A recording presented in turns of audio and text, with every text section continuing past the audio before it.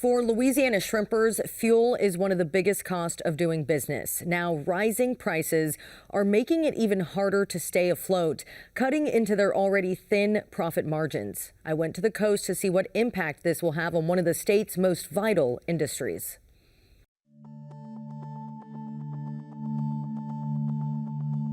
As shrimp season gets underway, Louisiana shrimpers are facing a difficult reality. The rising cost of fuel is increasing the price of every trip out on the water, forcing some shrimpers to rethink whether they can afford to leave this dock.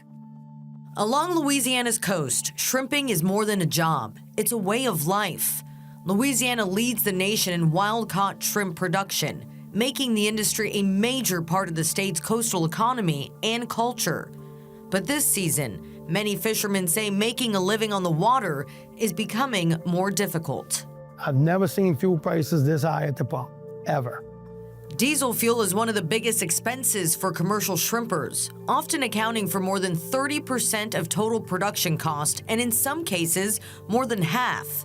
According to the Southern Shrimp Alliance, fuel prices for shrimpers increased 54% in roughly 3 months, from about $3.48 to $5.37 per gallon. In Louisiana, diesel prices are hovering just under $4.80 per gallon statewide. Owner Robert Campo of Campo's Marina in Shell Beach says higher fuel prices are hitting just about everyone who makes a living on the water. They're catching shrimp for cents on a pound when we're paying dollars, multiple dollars for the fuel. Is your business going to be sustainable if this lasts for a few more months? Well, that remains to be seen. You know, I think the pain at the pump is just going to kill everybody. You know, we sell conventional gas right here. It's $4.75 a gallon. For a commercial guy, that's tough. But for shrimpers, those higher fuel bills come at a time when many say they're already struggling to make a profit. You're paying 7 times more for the price of diesel, 3 times more for the price of ice. Only crazy people do this. People that got it in their blood, you know, and those are the ones that are holding on. George Barasich has spent decades on Louisiana waters and now serves as president of the United Commercial Fishermen's Association. He says some shrimpers are reporting a 2-day trip now costs more than $1,000 in fuel compared to about $600 to $700 before the recent diesel spike. Our numbers are so low that we can't sustain the industries that depend on us, that we depend on. Well, I used to buy 1,000, 1,200 gallons and go make a long trip. Now I'm buying 300, 400 to make a short trip and see if I can make it. Barasich says some Louisiana shrimpers are selling their catch for as little as 80 cents per pound. He says that's down from about $2 per pound in the 1980s.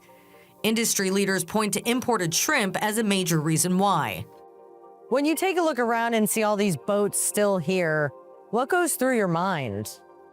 The amount of boats that's tied up at the dock right now, 3rd week into the season, is a telltale sign that nobody's making any money.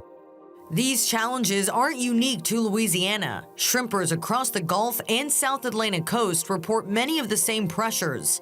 The Southern Shrimp Alliance represents shrimpers throughout those regions. We're not in a position right now to absorb these costs as well as we could be. And that's primarily due to counterproductive trade policies that have been ongoing in this country for about the last 20 years.